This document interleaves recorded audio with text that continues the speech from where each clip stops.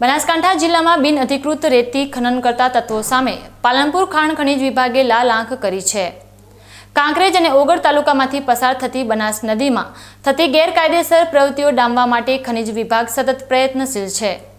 આ અંતર્ગત આજે ઓગળ તાલુકાના વડાથરા રોડ પર મોટી કાર્યવાહી કરીને લાખોની રોયલ્ટી ચોરી ઝડપી પાડવામાં આવી છે, જેનાથી રેતી ખનન કરતા ભૂમાફિયાઓમાં ભારે ફફડાટ વ્યાપી ગયો છે। પાલનપુર ખાણ ખનીજ વિભાગના રોયલ્ટી ઇન્સ્પેક્ટર રાકેશ નંદાણીયા અને તેમની ટીમે ઓગળ તાલુકાના વડાથરા હાઈવે પર ઓચિંતું ચેકિંગ હાથ ધર્યું હતું। આ દરમિયાન સાદી રેતી ભરીને પસાર થતા 5 જેટલા ડમ્પરોને શંકાના આધારે રોકવામાં આવ્યા હતા।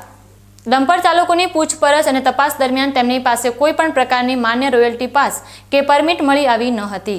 કોઈ પણ આધાર પુરાવા વગર બિનઅધિકૃત રીતે રેતી વહન કરતા આ 5 ડમ્પરોને ખનીજ વિભાગે ઝડપી પાડ્યા છે અને અંદાજે 1 કરોડ રૂપિયાના મુદ્દામાલ સાથે તમામ વાહનોને દંડનીય કાર્યવાહી સાથે થરા પોલીસ સ્ટેશનમાં સુપ્રત કરવામાં આવ્યા છે।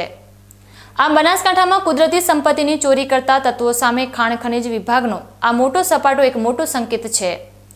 1 કરોડ રૂપિયા જેવો માતબાર મુદ્દામાલ જપ્ત થતા ગેરકાયદેસર રેતી ખનન કરતા તત્વોમાં દોડધામ મચી ગઈ છે। આગામી દિવસોમાં પણ નદી પટમાં અને હાઈવે પર ખનીજ વિભાગ દ્વારા આવી કડક કાર્યવાહી ચાલુ રાખવામાં આવશે, જેથી સરકારી તિજોરીને થતું નુકસાન અટકાવી શકાય।